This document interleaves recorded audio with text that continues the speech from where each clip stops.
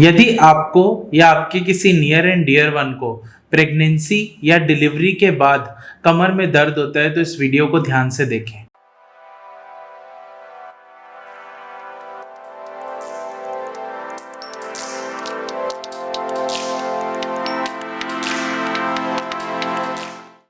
नमस्कार दोस्तों, मेरा नाम डॉक्टर रचित गुलाटी है। मैं मेडिकल डायरेक्टर हूँ साउल ऑर्थो केयर का। दोस्तों, प्रेगनेंसी के बाद घर में एक नया मेहमान आता है और पूरे घर में खुशियां होती हैं, लेकिन उस माँ जिसने उस बच्चे को जन्म दिया है उसमें बहुत सारी कॉम्प्लिकेशंस आती हैं। लो बैक पेन या कमर में दर्द होना सबसे कॉमन कॉम्प्लिकेशन में से एक है जो ऑलमोस्ट 80 to 90% मदर्स को होती है। तो दोस्तों, आज मैं आपको 10 टिप्स ऐसे दूंगा जिससे आप अपने लो बैक पेन को अवॉइड कर सकते हैं या प्रिवेंट कर सकते हैं या कम कर सकते हैं प्रेगनेंसी या डिलीवरी के बाद। दोस्तों, पहला टिप जो आपके कमर दर्द को कम कर सकता है पोस्ट डिलीवरी वो है रेगुलर एक्सरसाइज करना।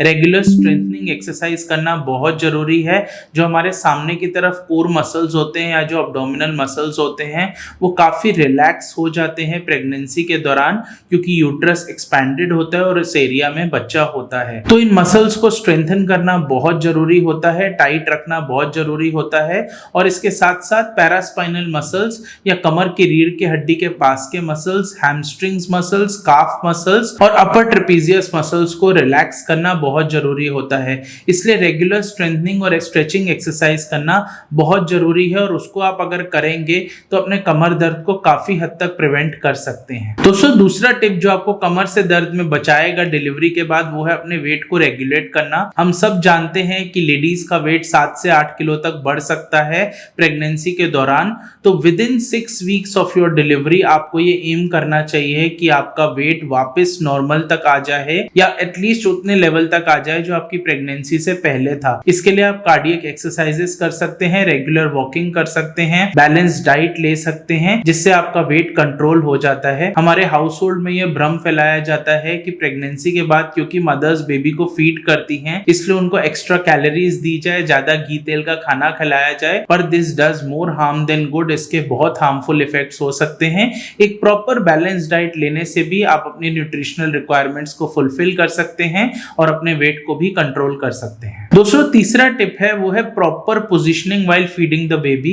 बच्चा पैदा होने के बाद उसको एटलीस्ट 6 मंथ्स तक ओनली ब्रेस्ट फीडिंग देना बहुत जरूरी होता है और अप टू 1 to 2 years तक बेबी को ब्रेस्ट फीडिंग कंटिन्यू करना चाहिए। ब्रेस्ट फीडिंग के दौरान एक प्रॉपर पोजिशनिंग रखना बहुत जरूरी है। एक स्लाउच्ड पोस्चर में बैठ के या बिना कमर का आराम लिए या टेक लेके बैठे बिना आप ब्रेस्ट फीडिंग ना करें। एक प्रॉपर सोफे पे या प्रॉपर चेयर पे पीछे पिल्लो लगा के आप ब्रेस्ट फीडिंग कराएं और ब्रेस्ट फीडिंग कराते वक्त ये मेक श्योर कीजिए कि आप अपने बेबी को ब्रेस्ट तक लेके आए रादर देन आप बेबी की तरफ झुके। उससे आपके कमर में दर्द और गर्दन के पीछे का दर्द काफी हद तक प्रिवेंट हो सकता है और रेगुलर स्ट्रेचिंग और स्ट्रेंथनिंग एक्सरसाइजेस करते रहें। दोस्तों, चौथा टिप है अपनी कैल्शियम और विटामिन डी लेवल्स को मेंटेन करके रखना। ये बहुत कॉमन प्रॉब्लम है स्पेशली हमारी कंट्री में, जिसमें कैल्शियम और विटामिन डी लेडीज के अंदर नॉर्मली भी कम रहता है और आफ्टर डिलीवरी जब कैल्शियम और विटामिन डी की रिक्वायरमेंट बढ़ जाती है तो इसके लेवल्स ओवरऑल नीचे चले जाते हैं। और क्योंकि रीढ़ की हड्डी भी एक हड्डी है और हड्डी कैल्शियम से बनी होती है और कैल्शियम के अब्जॉर्प्शन के लिए हमको विटामिन डी की रिक्वायरमेंट होती है, इसीलिए कैल्शियम और विटामिन डी के लेवल्स को रिप्लेनिश करना बहुत जरूरी है। प्रेगनेंसी के दौरान ब्रेस्ट फीडिंग मदर कराती है और बच्चे को जो दूध पिलाया जाता है वो फुल ऑफ कैल्शियम होता है। वो कैल्शियम दूध में रखने के लिए बॉडी बोन से कैल्शियम लेती है, इसीलिए कैल्शियम लेना बहुत जरूरी होता है। उसको बिल्कुल दरकिनार नहीं कीजिए। डाइटरी कैल्शियम लेना भी बहुत इंपॉर्टेंट है और कैल्शियम सप्लीमेंट्स लेना, विटामिन डी सप्लीमेंट्स लेना भी बहुत इंपॉर्टेंट है, जिससे आपका कमर में दर्द बहुत हद तक कम रह सकता है पोस्ट डिलीवरी। दोस्तों, पांचवा और बहुत इंपॉर्टेंट टिप है प्रॉपर हाइड्रेशन और बैलेंस डाइट रखना। दोस्तों, प्रॉपर हाइड्रेशन बहुत इंपॉर्टेंट होता है लो बैक पेन को अवॉइड करने के लिए या प्रिवेंट करने के लिए।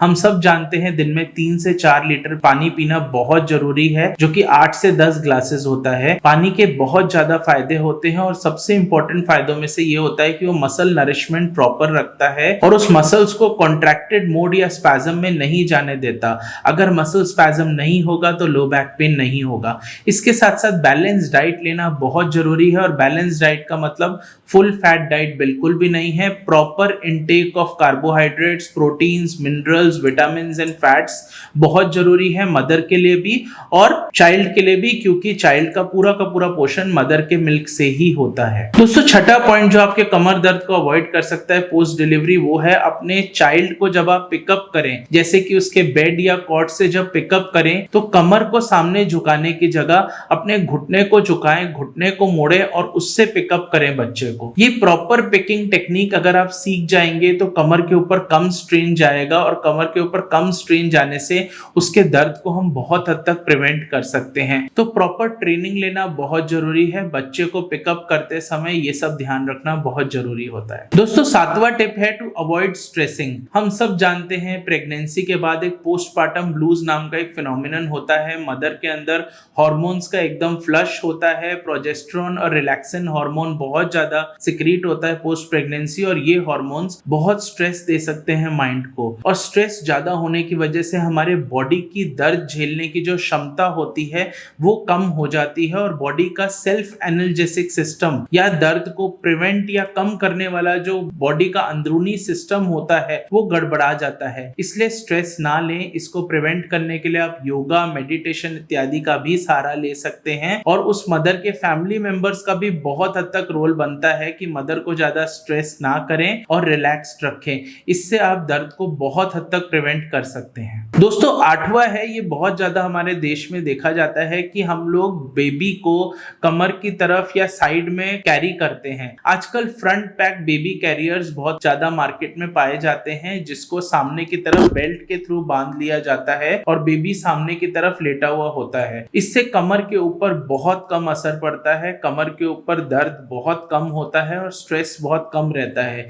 इसलिए जितना हो सके फ्रंट पैक बेबी कैरियर्स को यूज करें यदि आप खुद घूम रहे हो एक जगह से दूसरी जगह या कहीं पे ट्रैवल कर रहे हो तो। दोस्तों नौवां टिप है to use hot water showers and hot compression. इससे आप अपने मसल्स को रिलैक्स रख सकते हैं और कमर के दर्द को कम रख सकते हैं। हॉट शावर्स लेना बहुत जरूरी है। आप दिन में 1 या 2 बार ले सकते हैं, और कमर के दर्द को प्रिवेंट करने के लिए आप दिन में 3 बार तक 15-15 मिनट के लिए गर्म सेक दे सकते हैं। वो गर्म सेक ड्राई हीट के थ्रू भी हो सकता है और मॉइस्ट हीट के थ्रू भी हो सकता है। वो मसल्स को रिलैक्स करने के साथ साथ मसल्स के आसपास ब्लड सर्कुलेशन भी बढ़ाता है, जिससे मसल्स में हीलिंग भी होती है। इस हीलिंग से आपके कमर का दर्द काफी हद तक कम हो सकता है। दोस्तों 10वां आखिरी और बहुत इंपॉर्टेंट पॉइंट है कि यदि आपको कमर में दर्द हो रहा है पोस्ट डिलीवरी तो सेल्फ मेडिकेट ना करें, खुद का इलाज बिल्कुल ना करें। इंटरनेट के हाफ कुक्ड और हाफ बेक ज्ञान के ऊपर बिल्कुल भी अपना ट्रीटमेंट ना करें। ऐसी बहुत सारी मेडिसिन हैं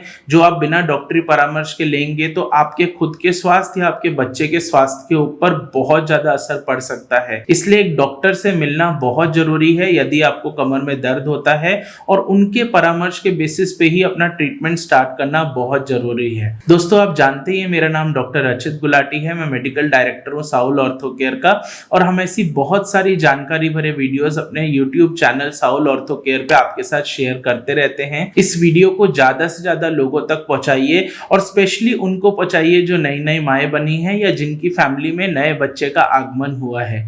और इस वीडियो से रिलेटेड यदि आपको कोई भी डाउट या क्वेरी हो तो कमेंट बॉक्स में जरूर टाइप कीजिए। Thank you.